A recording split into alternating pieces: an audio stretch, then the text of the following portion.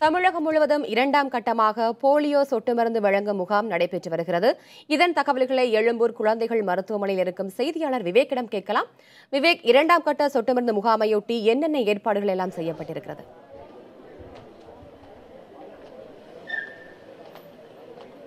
ரித்திகா, இன்றைக்கு தமிழகம் முழுவதும் இரண்டாம் கட்டமாக போலியோ சொட்டு மருந்து வழங்குவதற்கான ஏற்பாடுகள் செய்யப்பட்டுகிறது. இதற்காக தமிழகம் முழுவதும் சுமார் 43,051 போலியோ சொட்டு மருந்து வழங்கக்கூடிய முகாம்கள் ஏற்பாடு செய்யப்பட்டிருக்கின்றன.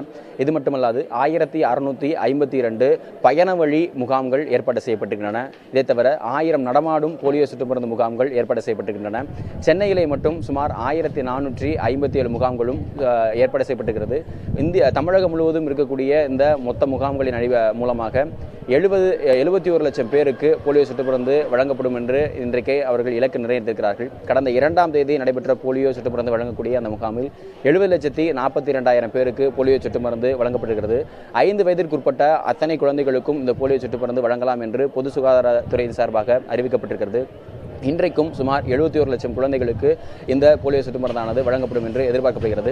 சென்னையில் கடந்த 2ஆம் தேதி அன்று போலியோ சொட்டு மருந்து வழங்கக்கூடிய முகாமில் 7,52,000 பேருக்கு போலியோ சொட்டு மருந்தானது வழங்கப்பட்டிருக்கிறது. இன்றைக்கு 7,20,000 பேருக்கு போலியோ சொட்டு மருந்து வழங்கப்படும் என்று அவர்கள் இங்கே இருக்கக்கூடிய பொது சுகாதாரத்துறையை சேர்ந்த அதிகாரிகள் தெரிவித்திருக்கிறார்கள்.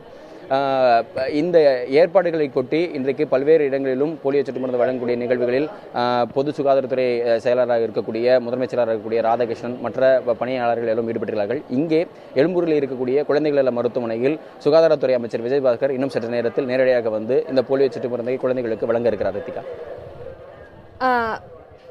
விவேக், இந்த முகாமை பொறுத்தளவில் மக்களிடம் எந்த விழிப்புணர்வு ஏற்படுத்தப்பட்டிருக்கிறது?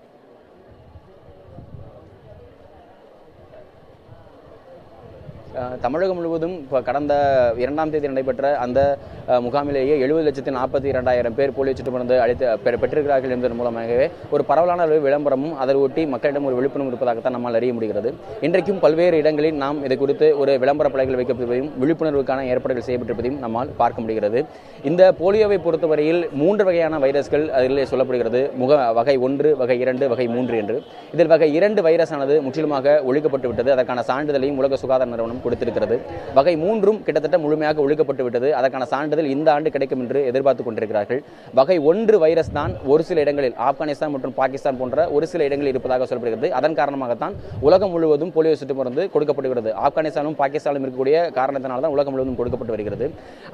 அதை ஒழிக்கக்கூடிய பணிகளும் இந்த ஆண்டுக்குள் இறுதியாக நடைபெறும் என்று எதிர்பார்க்கப்படுகிறது.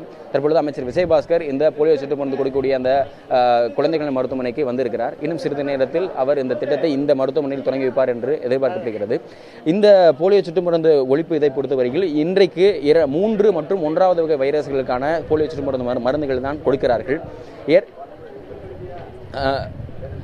போலியோ சொட்டு மருந்து இதைத்தான் கொடுக்கிறார்கள்.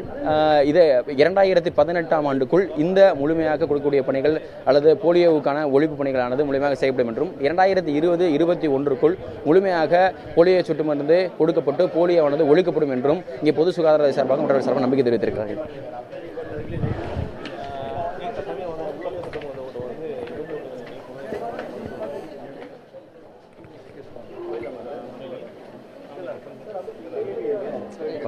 வைட்டும் எப்படி கத்தும்